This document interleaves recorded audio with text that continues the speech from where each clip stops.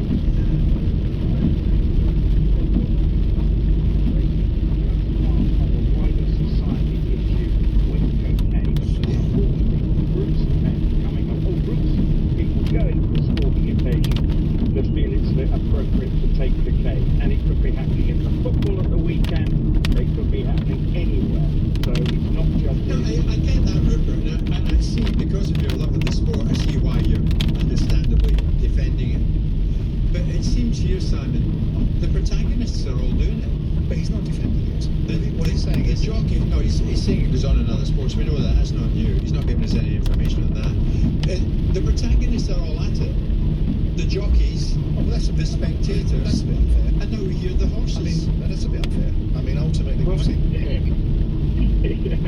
can't let that one go, but you can pick that cudgel up. Jim, it's not the horses, are they? They have no idea it was cross-contamination. There are drugs. Keep clear. So what do I do? Yes, last week I was at Ascot, said drug testing taking Typical place. Audi driver. They're doing their best. Well, I hope a Is there good another coach drug comes testing in round. football to make sure that the footballers aren't taking cocaine? And these white lines have just been done on the road. There's no excuse that you cannot see them. Its fair share to make sure that it tries to stop people doing it, but you're never going to eradicate. Some drivers just don't give a It's toss, like, do they? Yeah. We're agreed on that. It's somewhat unusual though with a horse of cocaine in its system, isn't it? Well, it's I mean, ultimately, what one would conclude is that someone handling this horse has had cocaine in their system in the same way that this. Yeah, an ambulance or They found 1 billion fire engine has to turn left. Costable in Yannick Sinner's system, which is a performance enhancing drug. TOOL2. We can see how it happens. So what the natural conclusion isn't to assume that it's a jockey. That's not the natural. If we want to make it the natural conclusion, to make it something stuff.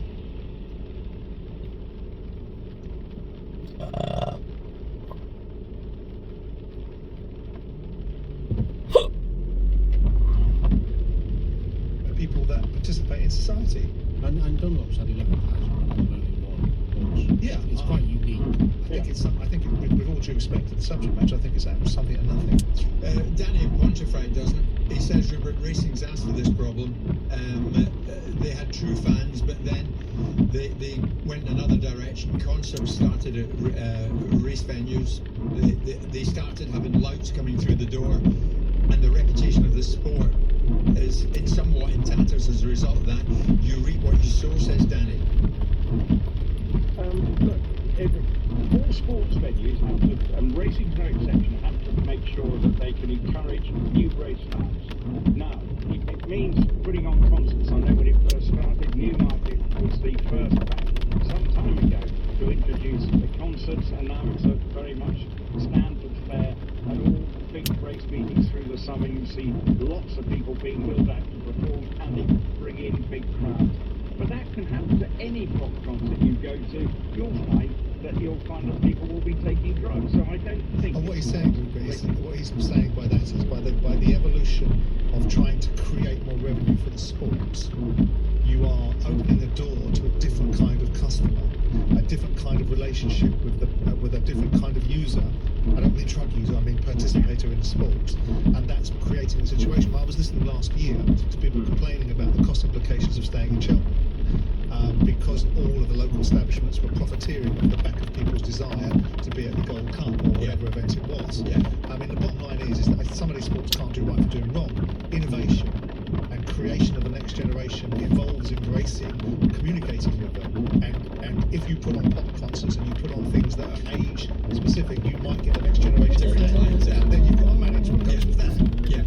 Anyway, the upshot of all of this is that Dunlop's penalty suspended for 12 months, Rupert, that's correct.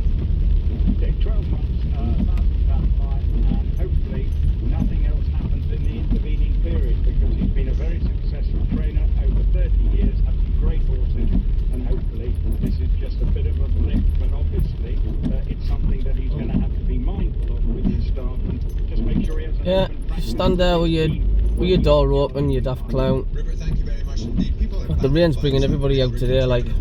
Run me through the scenario when a horse gets cocaine in its system. Oh, It's very unusual. If you're feeding the horse, you just stand so occasionally your fingers. It's going to go into their system. 12:20. White and Jewel on TalkSport. Order online for free delivery at selcobw.com. You know all about total football. Fast, fluid, connected, game-changing.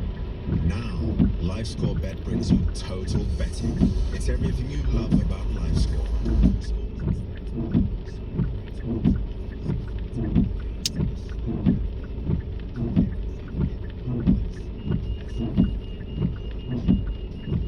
I feel so sorry for the little ones.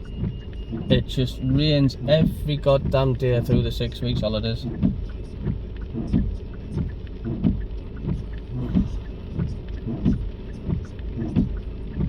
Hey, it's a nice top.